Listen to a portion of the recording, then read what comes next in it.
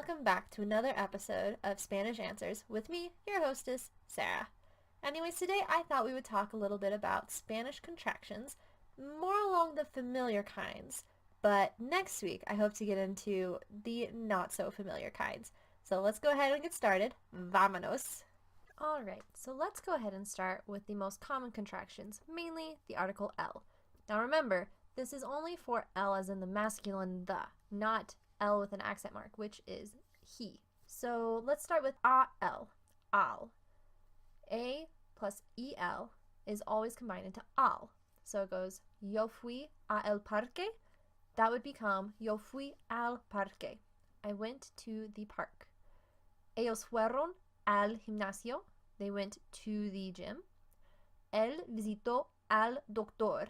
He visited the doctor. Now, that sentence is an example of the personal A, which we're going to cover in a later podcast. We don't really have a personal A in English. There's not really anything we have that can translate into that. So I'd like to dedicate an entire episode to talking about the personal A, because it is a bit confusing for a native English speaker. Now, the final sentence for al is ella traduce el libro al griego. She translated the book into Greek. Now, al turning into al, I hope you can see through these example sentences that there's really a myriad of ways that al could be translated in English. So it can be you're going to the, or it can be into the, or it can be the personal A. Sometimes it can even be at the. It just depends on the context and the specific meaning in Spanish. There's just way too many, in all honesty, way too many different meanings to really cover them in this podcast episode. I'm not even positive if it'd be possible in one podcast episode. If you ever go to wordreference.com, which is personally one of my favorite dictionary sites for English and Spanish, if you just type in A, the list it gives you is really, really impressive. So let's go ahead and go on to de el, which is of the, or it can also talk about the possessive, or that someone owns something or something belongs to someone. So we'll have a few examples of that in there too. But de, de, and el, those combine into del. So yo salí de el supermercado. Yo salí del supermercado. So de el becomes del. Yo salí del supermercado. I left the supermarket. Ese es el gato del maestro. That's the teacher's cat. Or if you want to be really literal, that is the cat of the teacher. But again, that doesn't sound nearly as natural. So that's the teacher's cat. Ese es el gato del maestro. La puerta del edificio es azul. The door of the building is blue. Lo tradujo del español al francés. She translated it from Spanish into French. And this sentence is actually a really good example of both contractions because we have del and we have al.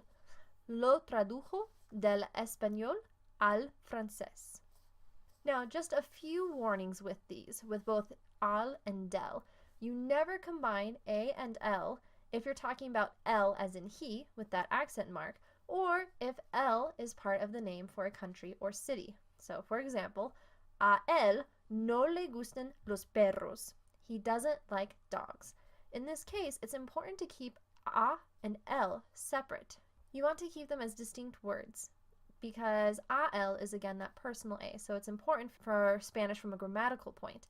But also, if you have al and you're talking about he, it's another way to differentiate that you are talking about he as a person rather than the word the masculine the.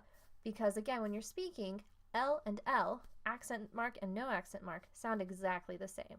So it helps to give it a little bit of a verbal cue to the listener as well as what you're talking about. Then you've got vamos a El Salvador. We go to El Salvador. So again, it's important when you're talking about names of countries or cities that you keep them separate to help clarify that you are talking about the name and that this is the entire name, El Salvador. Now, these rules apply just as equally to del. So de plus el, again, you're not going to combine them if you're using el as in he, or you're talking about the name of a country or city. So, este es el perro de él. This is his dog. Or again, if you want a literal translation, this is the dog of him. So this is his dog. Este es el perro de él. Salimos de El Salvador. We leave from El Salvador. Now, another common contraction that you'll see a lot is con. So this is the preposition that means with. So con plus the prepositional pronoun, so with plus someone. For example, with me is con plus mi, which is conmigo. So con y mi, conmigo. With you, con plus ti or con y ti is contigo. With him or with her is con plus si, and that's consigo. Now, consigo is an interesting contraction. I didn't know a lot about it, truth be told, before I did the research for this podcast. I knew about conmigo and contigo because you see those all the time. But consigo is used much less frequently, and the reason is that it's only used in the reflexive sense. So we'll get to that in a minute, but just keep in the back of your head that consigo is not used the same way as conmigo or contigo. Now you're probably asking yourself, well, if there's a with me and a with you and even a type of with him or her, what about nosotros or them, ellos, ellas, or maybe even ustedes or vosotros? Well, you would say con ustedes or con vosotros or con ellos, con ellas, or con nosotros, but there's not really a contraction. Well, okay, let me take that back. You can use consigo with them or with usted or even with ustedes, but it's going to be very specific when you can use that. From what I read, it seems that it's more of a, if you don't need to differentiate between the subject of the sentence and then the object of the sentence. So just a quick grammar reminder, the subject and the object. So if you are the subject, you are what the sentence is talking about, right? Like I, he, she. If you are the object, then you are the one who is having the action of the sentence done to you. So I talk to her. I is the subject, talked is the verb, and her is the object. You are talking to her. So if you have to differentiate between subject and object when you're talking with consigo, it's going to be more likely that you should use con usted just to make sure that everything's clear and the listener understands what you're talking about. With that being said, again, consigo, even with ustedes, usted, all of that, it's not used a whole bunch. It's only used in the reflexive. So with the others though, with nosotros, us, with us, con nosotros, and vosotros, con vosotros, with you, or as I like to say, with y'all, they don't have a contraction, but interestingly enough, they used to. So if you are a grammar geek like I am, I found, and I put it in the show notes, I'll link to an online JSTOR article, and you can at least read the first page of it, even if you don't subscribe to JSTOR. And in this, the guy actually studies, okay, why did we lose the contractions for nosotros and vosotros, which I think is delightful that that exists. Well done, Mr. Joel Rini and Charlottesville. But anyways, going back to our story. Historically, in Old Spanish, you would say conusco for with us, con nosotros, and you would say convusco for con vosotros, with y'all. Sadly, that is no longer the case because, quite frankly, I love how those sound. Conusco, convusco, like, that's amazing. I'm really sad that they lost that. Anyways, another side note about vosotros. Be careful about using it because it really depends on who your speaker is, where they're from, if they will be receptive to vosotros or not. So, for example, when I was in Seville, Spain, they use vosotros all the time. All the time. I definitely regretted not paying more attention in my high school classes to the forms for vosotros because even though I hadn't used it that much in the US, in Spain, holy cow, did I need to use it. But on the flip side of that, when I've talked to my Mexican friends and I've tried to use the vosotros form, they look at me like I am crazy, like I have flipped my lid, like I am an ignoramus. So, know your audience. It's important. And that is something that I would like to cover in a later podcast, is what countries, what Spanish-speaking countries use vosotros and which ones don't. And some countries have vosotros, but it's not the same form as what you would find in countries like Spain, for example. So keep your eyes open for that one. That's going to be really interesting. Anyways, let's go back to our con plus someone or prepositional pronoun. So conmigo, contigo. So some good examples of those is ¿Quieres ir conmigo? Do you want to go with me? Simple enough, right? Él no va contigo. He's not going with you. Él no va contigo. Again, that one's pretty simple and straightforward. So then, looking at consigo, again, the one that's only used in reflexive.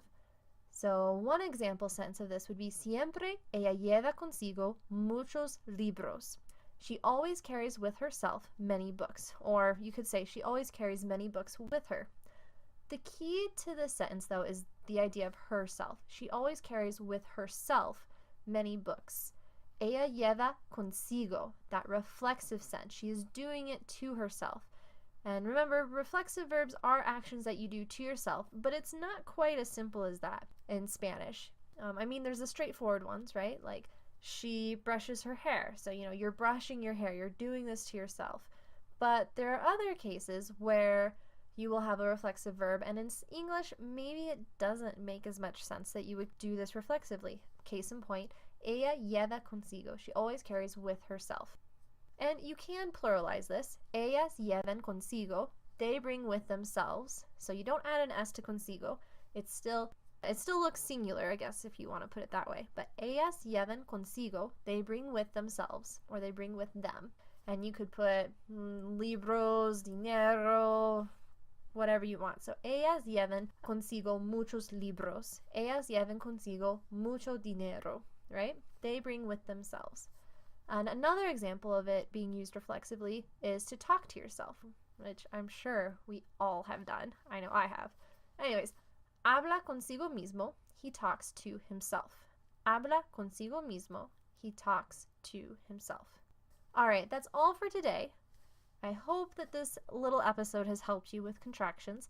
If it hasn't, or if you still have questions, feel free to reach out to me at contact@languageanswers.com. Again, that's contact@languageanswers.com. I am happy to help you in your language journey. And if there are topics that you would like me to discuss or questions that aren't related to contractions but are related to the Spanish language, go ahead and send them to me. I would love to hear your feedback. So again, if you've enjoyed this episode and you don't want to miss another, go ahead and subscribe on YouTube or on your podcast player and never miss an episode. If you've enjoyed this episode, also please click the like button. Any positive feedback I can get would be appreciated.